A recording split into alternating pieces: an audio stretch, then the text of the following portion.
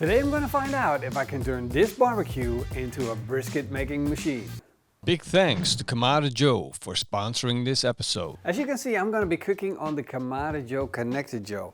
Now this is a fully automated ceramic barbecue. I'm going to take you through my process of building up the barbecue to smoke a brisket in, and I'm going to do it step by step while we do it. And actually this idea came from Smoking Dad Barbecue, and he's been experimenting with it, and I just thought, if that works, I need to get on that train. I need to know about it. So let's put in some charcoal. Now brisket is going to be about an 8-hour cook. And for a Konected Joe this size, it means I'm going to fill it up halfway. I'm not going to put in any smoke wood at this point. That is something that comes later on, especially with the Konected Joe Konected Joe. It has a spiral that lets you auto ignite this grill.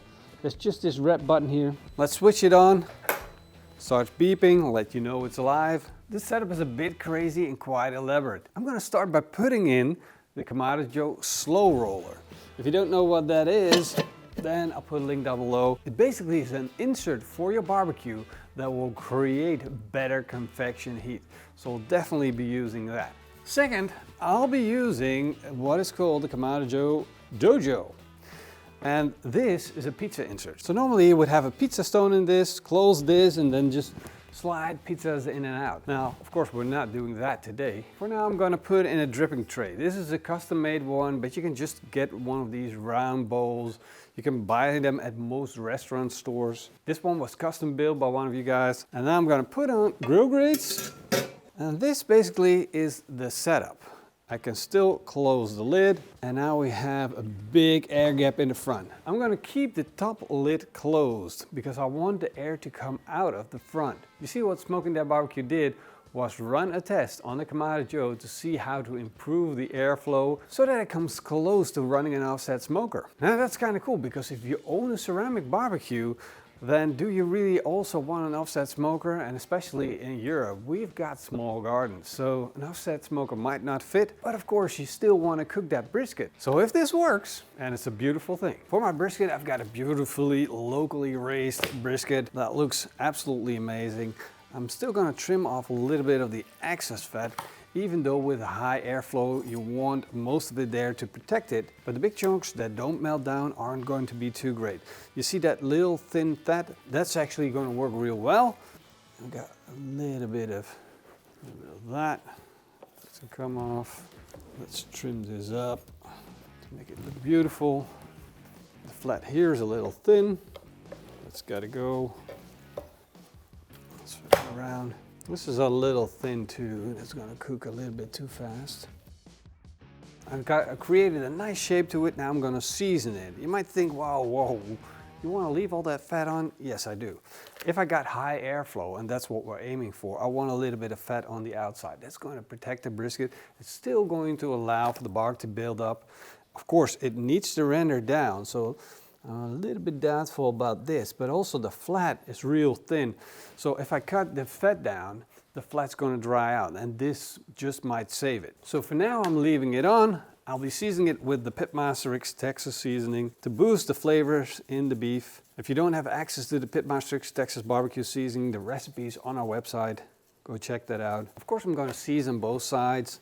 And since this is a nice thick piece of meat, it can handle a little bit of seasoning. That looks absolutely beautiful. And now that this is ready for the barbecue, let's fire up the Konected Joe. It immediately sees that the dojo is connected to it. So I'm going to select the dojo. And now that it knows that the accessory is here, I can set the temperature. I will be smoking at a temperature of 120 degrees Celsius. It says close the top vent. I'm going to close the bottom vent too. And now it's going to run the fan until it detects the heat and it gets up to temperature. Of course, I still need to hit the ignite button, and that will heat up the spiral that sits at the bottom of the charcoal, lighting it up. So no need for fire starters. But now I still have to put in the brisket. There we go. Let's see if we can make this fit. And as you can see, we have a small brisket in the Netherlands. Of course, if you're in the US, I do recommend using the Big Joe for this job. The last thing that I'm going to do is put some chunks of smoke wood in the ash basket. As you can see, I already have some embers, red embers, at the bottom. And that's kind of the cool thing with the Konected Joe. Since you have a spiral at the bottom igniting, you're going to get the heat from the bottom. And by adding a couple of chunks in the ashtray, you're going to get smoke from that wood going all the way up into the barbecue. I was away from the barbecue, and after about 20 to 30 minutes I got a notification saying that my barbecue is running hotter than scheduled. Now, as you can see, I'm running at a temperature of 160 degrees Celsius, which is not something that I want. And it's not strange because this is a pizza insert, which means it's going to run hotter and faster with a good amount of charcoal. So basically, I have two options. Either I'm going to take out as much charcoal as I can while maintaining the heat so that I have less fuel to generate this amount of heat. So let's check to see how the brisket is doing. It's getting a little bit dark on the edges. Ow, that's hot. That's saying something, that this is already hot. This brisket is running really hot. It's going real fast. It's a bit too much. I'm going to put my Heat Pro gloves on, and these are now available in our web shop. Sure, if you're looking for them, these things are absolutely genius. I use them quite often. It allows me to pick up hot food without being bothered by it. Ooh, that's hot. Oh, look at, check this bottom of the brisket. You see that? You see how hot that's running? That is super hot. So basically I'm getting loads and loads of heat from the bottom.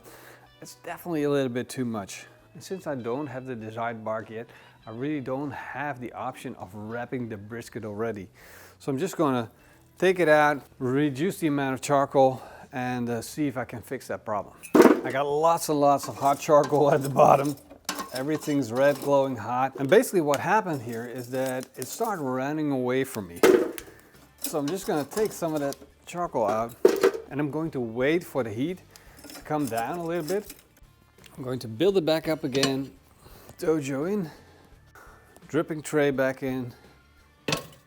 And let's see if we cool down a bit already. Yeah, it's dropping fast now. I'm going to put the brisket in, and this time I'm going to put the other side towards the fire. I'm really glad I did leave some of the fat on, just to make sure that it's protecting the brisket and we're still going to get a really good tasty brisket. I'm going to close the lid before the fan starts running again. Almost no fuel in the barbecue, just a few lumps left that are burning. And what I'm going to do is just keep adding chunks of smoke wood at the bottom. That will keep the barbecue on temperature. It will give me smoke. We're going to take things nice and slow. It's almost 3 hours into the cook. Well, it's more 2.5. You hear the fat sizzling, and I just want to check to see how far we are. The temperature's now finally gotten to a point where it's stabilized. And that's actually the temperature that I'm looking for. Woo! The sizzle is insane. Actually, it looks quite good. It's not as bad as I expected it to be. I do think that we're almost at the end of the fuel that we have. Now, let me see. You see the smoke wood burned down, and I'm going to put in 2 fresh new chunks of smoke wood. Put that in the bottom. And then give it a real good shake so the embers drop down into the smoke wood. Close the lid again, and then we're going to keep on smoking that brisket. At first I thought, whoa, this is going way too fast, we're getting out of control. And then I took some of the fuel out, and now the temperatures are dropping again. And within 2.5 hours, I found a sweet spot where I think we're able to manage the barbecue together with the dojo and cooking the brisket at the same time. To me, it's mind-blowing, cooking a brisket in a pizza oven setup. It's insane. And so I was putting in all this energy, and it just thought, let's go, let's make some pizza. It didn't work like that. So during the cook, I thought, what if I take just a big log like this, a little bit of beech, and then just put it in the barbecue? And the reason that I did this is because this wood is going to take much more energy than charcoal to get burned up. That's why in barbecue we cook on charcoal, because it ignites easy, it gives a lot of energy, and this takes a lot of energy to burn. So it's going to burn at lower temperatures, it's going to burn more stable, and guess what? It worked. So only one of these logs, burning it down all the way, and I put in 2 and we're still running stable. Up and down, and then all the way stable from here. Now, in the beginning, if you put the wood in, you get a lot of smoke, but then when it burns down, you get a really nice and clean burn. Now let's check and see where we are with our brisket. Oh, look at that. We got an amazing bark. The brisket's even so nice and dark that it's really, really hard to see. But I'm gonna probe this brisket and I'm gonna see how far along we are. And 94 degrees Celsius, 91, 97. But more importantly, this thing is super, super tender. It's probe tender. It falls through. That is how tender it is. And that tender means your brisket is done. Whoa. Look at this. That is really a beautiful brisket. Let's check the bottom. Nice and dark. Now I'm going to let it rest, of course. It's been going crazy fast. In 7.5 hours, I cooked this brisket on the dojo, on a ceramic barbecue with a pizza insert and the slow roller insert. Insane. I'm going to wrap this up in some aluminum foil. There we go.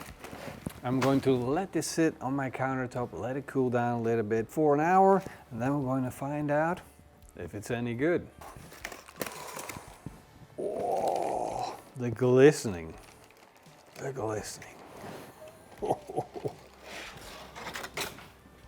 Wow. That is a beauty. Right, without further ado. Ooh, that is tender. Oh boy. My guess is that you're looking at a good brisket. We got a beautiful smoke ring all around, except of course for where the fat sits. It is quite a good brisket. I must say I'm really, really amazed. I'm gonna get a piece of the flat just to check and see how it looks there. That is a beautiful looking piece of meat. I got the nice dark bark. I got juicy brisket. That looks so good. You see, I left this on as a protection, this piece of fat, which I now would say that never renders down that much fat. No matter what you do, I would now next time cut that off like that. But if you look inside that brisket, that fat rendered down. Everything that was in between here rendered down. That looks so good. Let's do the pull test. Oh, nice. Nice and tender. Wow. There we go, taste test. That is a tasty brisket. But I need more of that bark. Flavor-wise, on point. Let's give that bark a try. The funny thing is that you get a little bit of roast flavor from the bark. It's really a Maillard effect that you taste. Together with smoke and of course the seasoning, it makes this a really, really tasty brisket. Now, is it the same as with an offset smoker? I don't think so. But you can definitely notice a high airflow. And of course you can also notice that we reached higher temperatures in the beginning. If I'm gonna do this again, I'm gonna start with putting in the log and just keeping it just one single log. We might just have to give this another try. But I'm gonna say this is very, very close to the perfect ceramic brisket.